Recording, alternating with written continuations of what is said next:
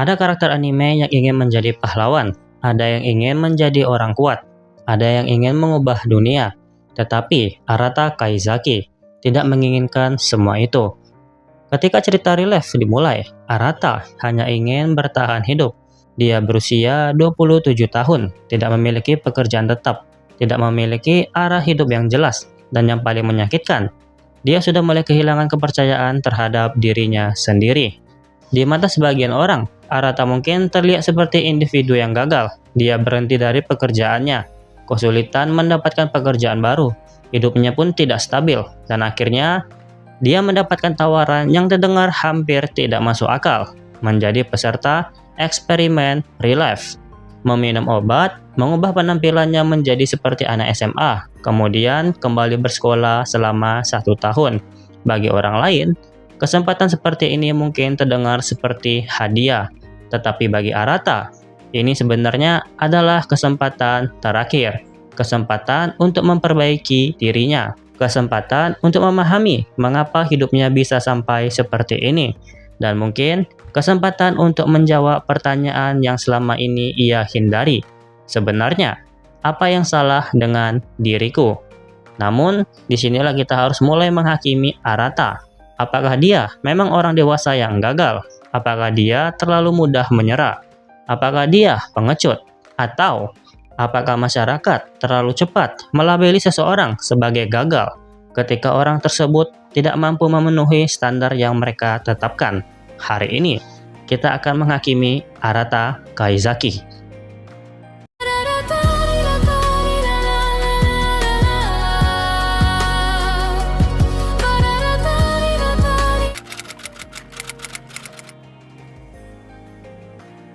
Mari kita mulai dengan fakta paling sederhana.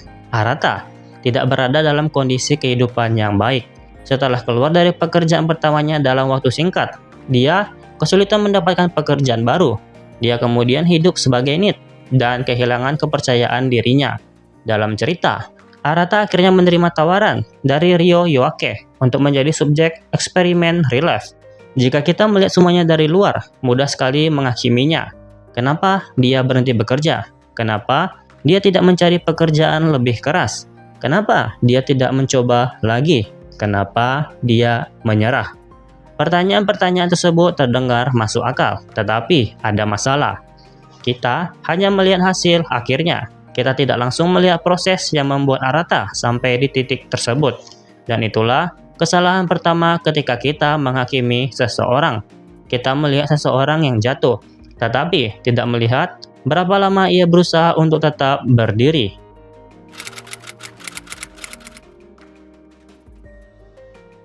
Masa lalu Arata sangat penting. Dia pernah bekerja di sebuah perusahaan, namun di sana, dia melihat sesuatu yang membuatnya tidak bisa lagi memandang dunia kerja dengan cara yang sama. Salah satu rekan kerjanya mengalami tekanan berat di lingkungan pekerjaan. Arata menyaksikan bagaimana seseorang yang berada dalam posisi lemah dapat mengalami perlakuan yang tidak semestinya. Dan ketika dia mencoba menghadapi situasi tersebut, kehidupannya sendiri ikut berubah. Pada akhirnya, Arata meninggalkan pekerjaannya. Disinilah kita bisa mulai memperdebatkan keputusan Arata. Apakah dia salah karena berhenti? Jika kita hanya melihat hasilnya, mungkin iya. Dia kehilangan pekerjaan, kehilangan stabilitas, dan setelah itu hidupnya semakin berantakan. Tetapi, jika kita melihat alasan di balik keputusannya, situasinya menjadi jauh lebih kompleks karena ada perbedaan antara menyerah karena malas dan meninggalkan sesuatu karena tidak sanggup menerima ketidakadilan di dalamnya. Arata berada di wilayah abu-abu tersebut.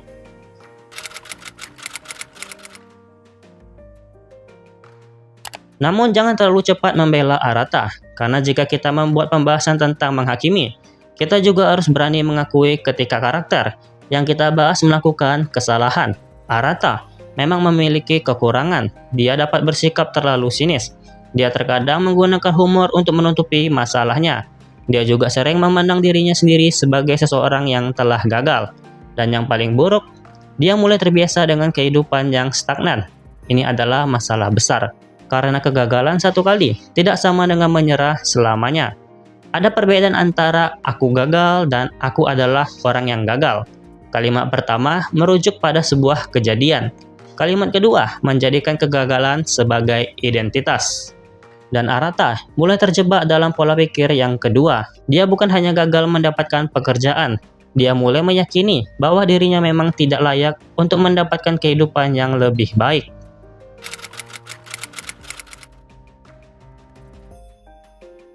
Inilah salah satu musuh terbesar Arata, bukan kemiskinan, bukan pengangguran, bukan juga masa lalunya, tetapi rasa malu. Rasa malu membuat seseorang tidak hanya berkata, "Aku melakukan kesalahan," tetapi ada sesuatu yang salah dengan diriku. Dan ketika seseorang mulai meyakini bahwa dirinya bermasalah, setiap kegagalan berikutnya terasa seperti validasi atas keyakinan tersebut. Lamaran pekerjaan ditolak. Memang aku tidak kompeten. Memang aku selalu gagal. Melihat teman-temannya berkembang, semua orang maju kecuali aku. Lama-kelamaan, seseorang tidak lagi mencoba, bukan karena tidak ingin berhasil, tetapi karena takut mendapatkan bukti baru bahwa dirinya memang tidak mampu. Dan menurutku, inilah yang terjadi kepada Arata.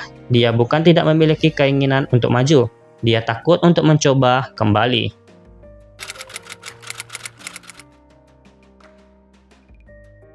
Kemudian muncul Ryo Yoake. Ia menawarkan sesuatu yang terdengar seperti fantasi, eksperimen, real life.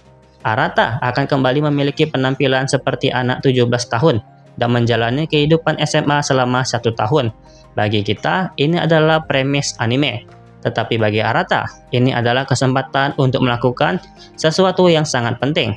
Mengulang proses menjadi manusia dewasa, bukan secara harfiah, tetapi secara emosional. Karena ternyata, Arata masih membawa banyak masalah yang belum terselesaikan. Ia mungkin sudah berusia 27 tahun, tetapi sebagian dirinya masih terjebak di masa lalu. Dan relapse memaksanya untuk kembali menghadapi sesuatu yang mungkin paling ia hindari, hubungan dengan orang lain, teman, guru, teman sekelas, dan akhirnya perasaan.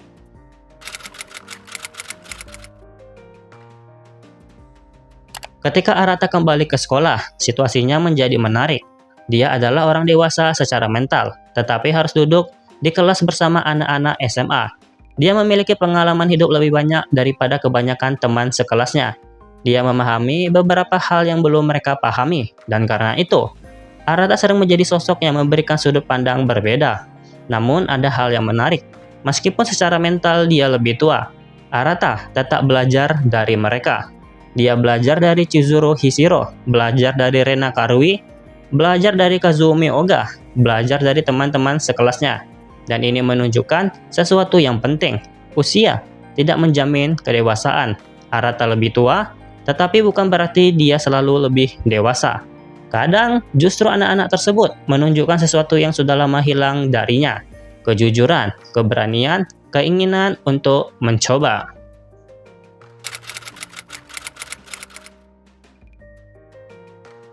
Kemudian ada Chizuru. Hubungan Arata dan Chizuru menjadi pusat emosional cerita. Chizuru memiliki kesulitan dalam aspek sosial. Dia sulit memahami emosi orang lain, sulit berkomunikasi, dan sulit membangun hubungan. Arata justru memiliki pengalaman yang dapat membantunya. Namun menariknya, ketika Arata membantu Chizuru, Chizuru juga membantu Arata. Ini bukan hubungan satu arah. Arata mengajarkan Chizuru tentang hubungan antar manusia. Tetapi Chizuru juga mengingatkan Arata, hidup tidak harus dijalani dengan terus-menerus melindungi diri sendiri. Arata mulai peduli, dan ketika seseorang mulai peduli, dia kembali memiliki sesuatu yang bisa hilang, harapan.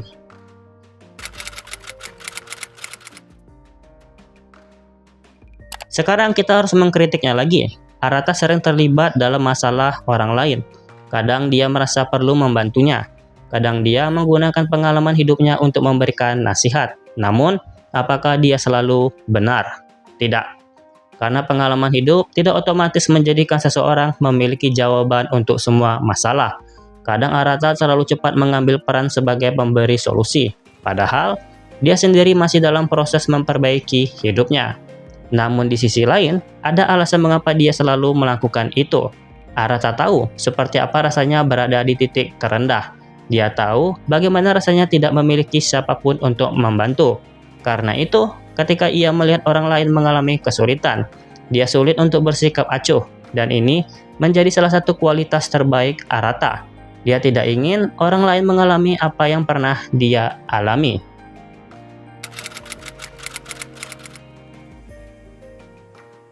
Ini adalah salah satu kesimpulan paling penting. Jika kita melihat Arata secara sekilas, kita bisa menganggapnya malas. Tetapi semakin lama kita mengikuti cerita, semakin jelas bahwa masalah utamanya bukan kemalasan. Masalahnya adalah kehilangan arah. Ada orang yang malas karena tidak ingin melakukan sesuatu. Dan ada orang yang berhenti bergerak karena tidak lagi tahu untuk apa ia bergerak. Arata lebih dekat dengan tipe kedua. Dia pernah bekerja, pernah mencoba, pernah mengalami kegagalan, dan setelah itu, dia kehilangan keyakinan bahwa usaha akan membawa hasil. Itulah yang membuatnya masih terjebak.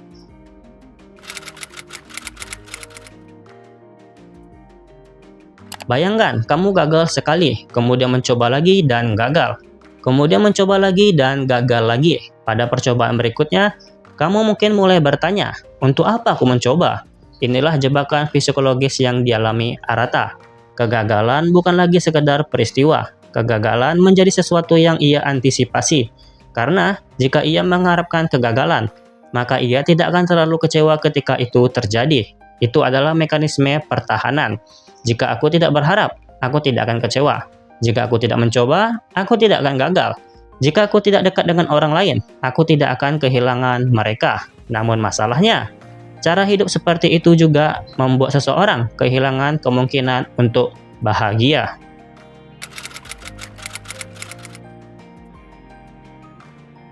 Ini salah satu pesan terpenting dari cerita. Relive bukan benar-benar tentang kembali menjadi remaja. Ini tentang mendapatkan kesempatan untuk memperbaiki sesuatu yang dulu tidak bisa kita pahami. Arata tidak perlu menjadi anak SMA lagi. Yang ia butuhkan adalah kesempatan untuk belajar kembali, belajar berteman, belajar gagal, belajar meminta bantuan, belajar membantu orang lain, dan belajar bahwa hidupnya belum berakhir. Karena mungkin yang paling menyakitkan dari menjadi dewasa bukanlah bertambah usia, tetapi ketika kita mulai percaya bahwa sudah terlambat untuk berubah. Arata mengalami hal tersebut. Ia merasa hidupnya sudah terlanjur rusak. Namun Relive menunjukkan bahwa terlambat tidak selalu berarti selesai.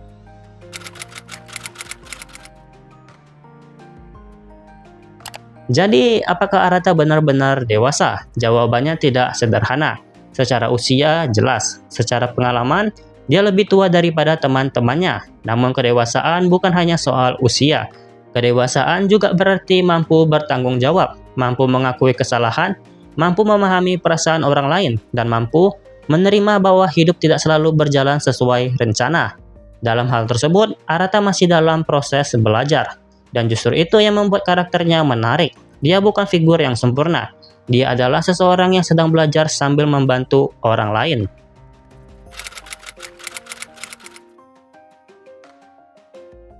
Jika kita ingin menghakimi Arata secara adil, kita juga harus melihat sisi positifnya. Dia peduli terhadap orang lain. Dia memperhatikan masalah teman-temannya. Dia tidak mudah meninggalkan seseorang yang sedang kesulitan. Dan dia memiliki empati yang cukup besar. Bahkan pengalaman buruknya justru membuatnya lebih peka terhadap penderitaan orang lain. Ini adalah paradoks Arata. Kegagalan melemahkan kepercayaan dirinya, tetapi pada saat yang sama, membuatnya lebih mampu memahami orang lain. Dengan kata lain, sesuatu yang membuatnya rapuh juga menjadi sumber kekuatannya.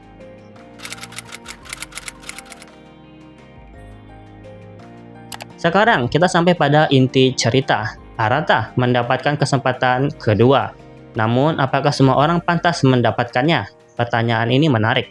Karena jika kita mengatakan hanya orang yang tidak pernah gagal yang pantas mendapatkan kesempatan, maka hampir tidak ada manusia memenuhi kriteria tersebut. Semua orang pernah gagal. Semua orang pernah membuat kesalahan.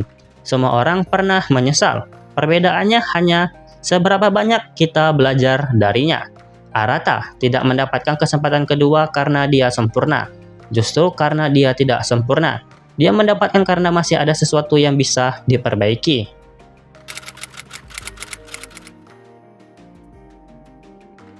Jadi, apakah Arata Kaizaki gagal sebagai orang dewasa? Iya. Tetapi hanya jika kita menggunakan definisi keberhasilan yang sangat sempit. Jika keberhasilan berarti memiliki pekerjaan stabil, memiliki kehidupan mapan, dan tidak pernah jatuh, maka Arata memang gagal. Namun jika keberhasilan berarti mampu bangkit setelah jatuh, mampu memahami kesalahan, mampu membantu orang lain, dan kembali memiliki alasan untuk hidup, maka Arata justru berhasil. Apakah Arata pengecut? Kadang, ia melarikan diri, ia menghindari masalah, ia terlalu lama membiarkan masa lalu mendefinisikan dirinya. Namun, dia bukan pengecut selamanya, karena keberanian bukan berarti tidak pernah takut. Keberanian adalah tetap melangkah meskipun takut, dan Arata perlahan belajar melakukan itu. Apakah Arata egois? Kadang. Apakah ia sempurna? Tidak. Apakah dia selalu tahu apa yang harus dilakukan? Tidak juga. Apakah ia pantas mendapatkan kesempatan kedua? Iya.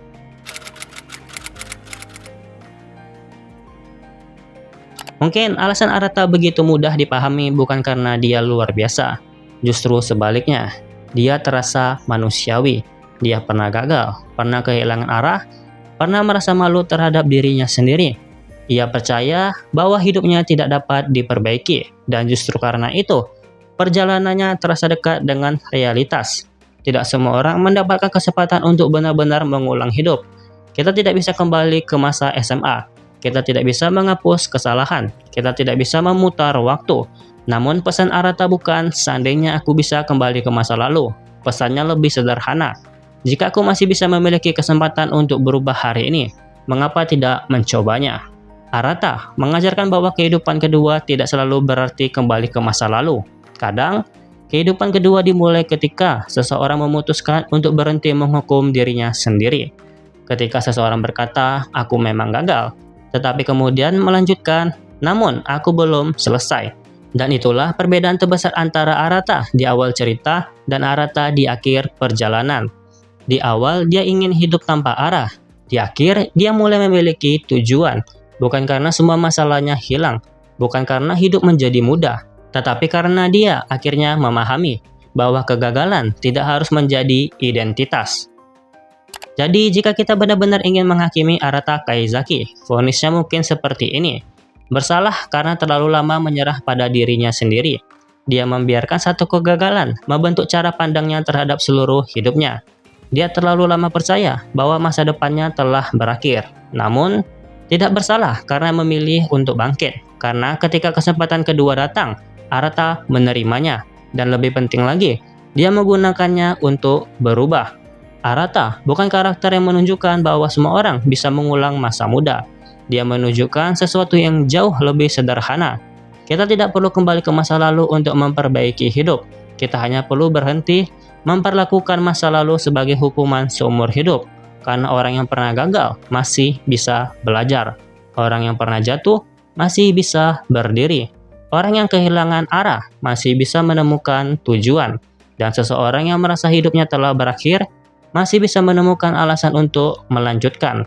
Pada akhirnya, Arata Kaizaki bukan orang yang mendapatkan kehidupan kedua karena dia lebih pantas daripada orang lain.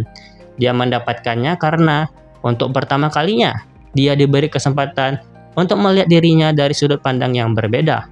Dan mungkin itulah makna sebenarnya dari relive. Bukan kembali menjadi muda, bukan menghapus masa lalu, bukan mengulang kehidupan, tetapi belajar menjalani hidup sekali lagi. Dan jika harus memberi satu kalimat terakhir untuk menghakimi Arata, Arata bukan orang dewasa yang gagal. Dia adalah orang dewasa yang terlalu lama percaya bahwa kegagalan berarti akhir dari segalanya. Untungnya, ia akhirnya menyadari bahwa hidup tidak berakhir hanya karena satu bagiannya berantakan.